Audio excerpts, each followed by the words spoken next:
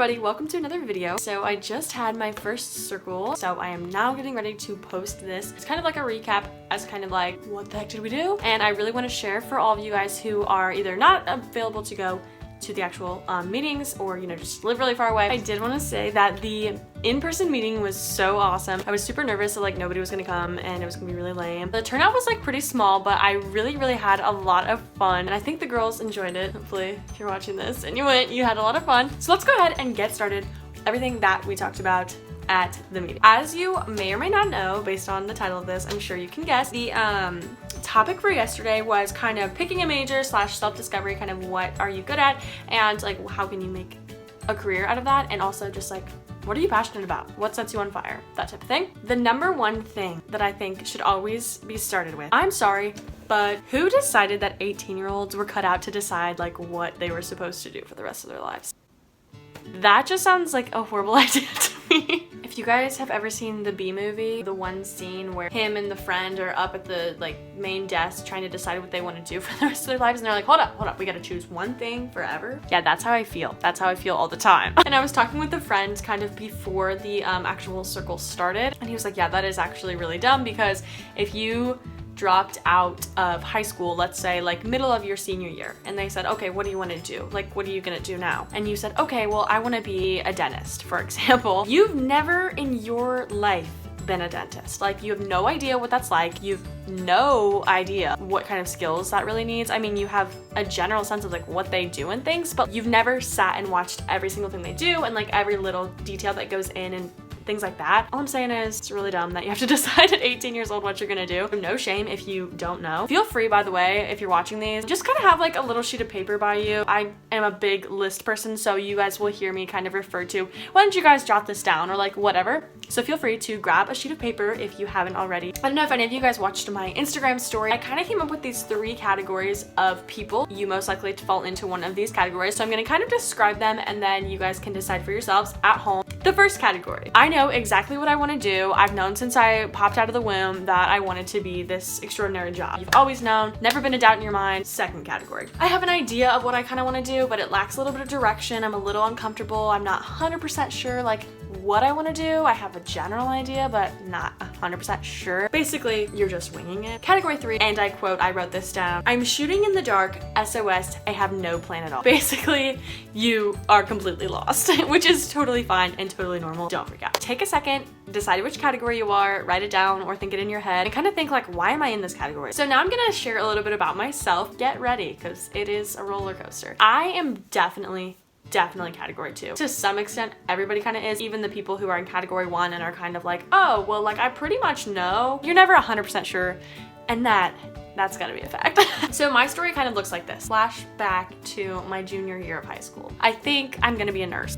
Very bizarre. My mom is a nurse, so I thought like, oh, that's like a good idea. So I take an anatomy class. I take AP Bio. I love anatomy. I get into AP Bio. Never take AP Bio. Just kidding. If you're good at bio, like you probably did well. Don't tell my mom this. She's gonna watch this. One of my AP Bio test questions, like on the actual AP exam, I wrote about how we had a sub all semester and I didn't understand anything she taught me. I did really poorly in AP Bio and I didn't like it. So that scratched the entire nurse thing. So then I've always been very into like design, calligraphy, the stuff at TJ Maxx, the little signs, if you guys know what I'm talking about, the cute little Jesus quotes, all that good stuff. Love it. I live for it. For a while there, I was like, okay, I'm gonna be a graphic designer, make the labels for Bath and Body Works, or I would love to work for Shutterfly and make their Christmas card templates. I was pretty sure that was it. And to some extent, it still is. Like, I love that stuff. And if you guys know, I run this little mini sticker business, so I sort of am doing it, but like to a very small degree. So I took yearbook in high school. I was like, oh, graphic design, like I like this. I'm pretty good at this. The summer before I go to college, I'm going on to register for courses. And I'm like, oh my gosh, they want me to take like drawing and like all this like intro art stuff. And while yes, like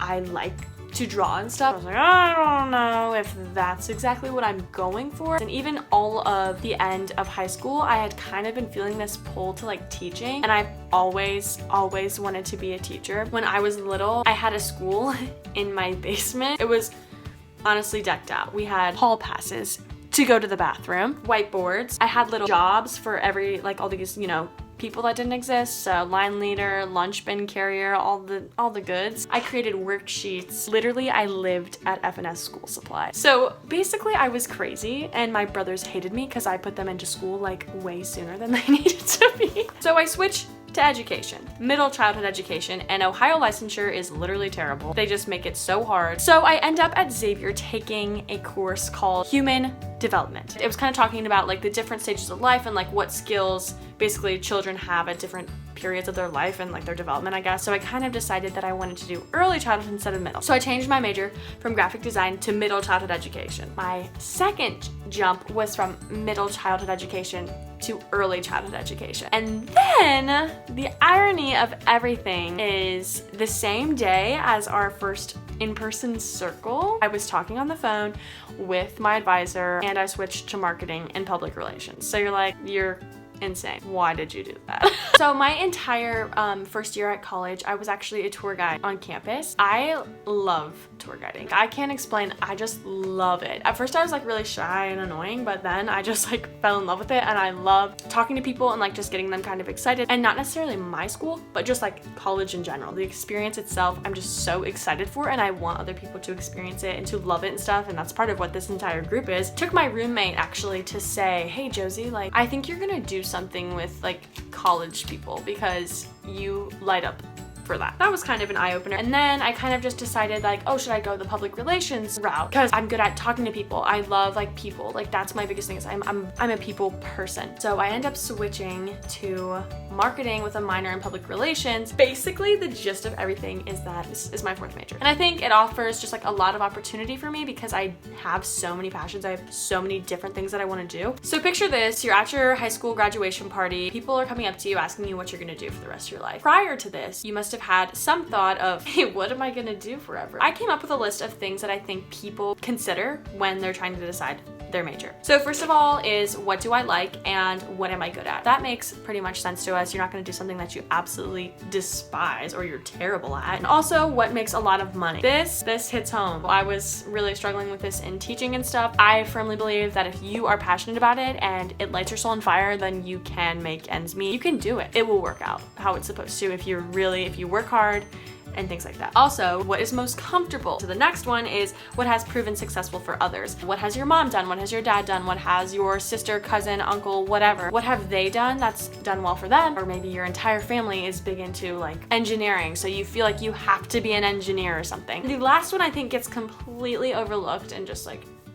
what sets my soul on fire? Why do we never consider this? What do you love and how can you make a career out of that? That's where you need to focus yourself. So my number one advice for any category that you fall into is try things. Like try everything you can, because you never know what you're gonna fall in love with. If you are in category 1, I guarantee by trying something, you will find new things you're good at. I gave the example the other night of maybe you're super good at yoga and you love it and you don't even know, and you end up opening your entirely own like self-facilitated yoga studio. You never know unless you try. If you fall into category 2, by trying some different things, you will have a much clearer like vision of what you want to do for the rest of your life. If you fall into category 3, by trying stuff, you're going to be able to eliminate things and say, I love this and I hate this, and you'll get to a quicker destination. So one question I did get in my little Instagram questionnaire was, how do I have time to switch my major all these times? Honestly, take your gen eds as soon as you can, because I've knocked most of mine out, and that's why I have so much like flexibility and things. Also, AP classes in high school, college credit classes in high school. It is so much money saving, so much time saving. You'll thank me later. Also, by trying stuff, I don't mean like you have to take like all these weird exotic college courses. I mean like sign up for some clubs, like sign up for some random stuff. Get out there, be a new you, because this is the time to do it. Some statistics that I found to hopefully ease your mind after, you know, not knowing what you're doing, which is literally me. So I don't know how good these stats are. This one isn't as of 2012, but it says somewhere between 33 to 75% of students change their major at least once. 43% of college grads' first jobs don't even use their degrees. So if that doesn't make you feel good, I don't know what does. It's actually really annoying because you spend a bajillion dollars at school and then you might not even use the degree. Hello, America. Another question that I got. Okay, so I'm super multi-passionate. How do I pick one major that won't limit my passion? Being multi-passionate, it's a blessing and a curse. My biggest advice here is pick a major or have multiple minors, or really discover yourself. Try different stuff, because that will hopefully get you kind of narrowed in a little bit on what you love, and then what you love. The thing is, you can get a major in whatever you want, but you're always still going to be able to like fulfill small needs. For example, me being a teacher, I like kids a lot. I will fulfill that by having my own kids or babysitting. There's ways to do it without that being my end-all be-all career path. Also, if you're multi-passionate like me, let me show you a little story. So picture this. I'm sitting in the library, end of April, maybe beginning of May, end of my first year at college. I'm crying. Per usual, I do cry a lot in the library. My favorite place to, cry. So I'm gonna read you something that I wrote in the back of my planner, and I'm gonna read you a little blurb from Distressed Josie freshman year. There we go. Yo, 5 O's. God, squiggly, WYD. I am confused. I thought this was what I wanted, and now I don't know. I want to do what lights my soul on fire. Why can I not figure out what that is? You'll love to see it. And then I proceeded to make a list on the other side of the planner. Here's a list of all my passions and stuff I'm good at. Here is where I encourage you to get your piece of paper out, write down in your notes, take 5 minutes and do this, because it will save you the time crying in the library.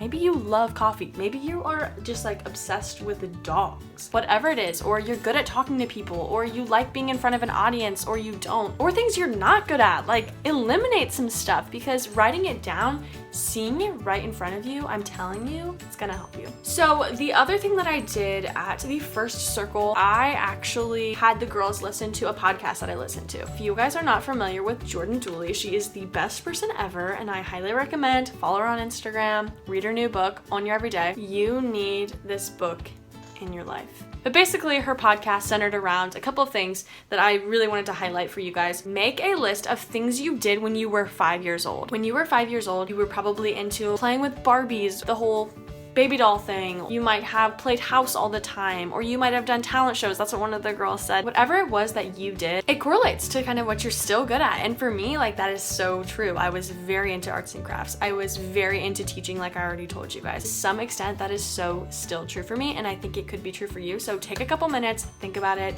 and see if that kind of leads you anywhere. I mean, it sounds weird, but it really does make sense. And then also, she talked about, what do other people see in you that you don't see in yourself? Because sometimes it takes your mom or your dad or your best friend, or just like a stranger even, to say, oh, you really light up when you talk about this, or when you do this, that type of thing. Step out of your own body for a second. Let someone else tell you. You never know unless you ask. You never know unless you try different stuff. There is a squirrel running on the power line. One other thing you need to do, people, go where you're uncomfortable. You don't grow when you're comfortable. You grow when you're out of your comfort zone. Hey girl, we're all just growing with it. What I want you guys to know and take away is that you don't have to have it all figured out right now by any means. We are literally all confused. Be here in the now, figure out what you're good at now, and let it take you somewhere. I had one other question that was asking me about how I picked my minor. Like I said, I do have a minor in public relations. The minor thing, it kind of will just come up as you progress and as you figure out what you're good at and what you want to pursue. All right, ladies, so that's pretty much all I have for you. Please let me know if you want to see anything specific on here. I'm more than happy to make other videos besides just the weekly ones. I know they had a lot of questions last night about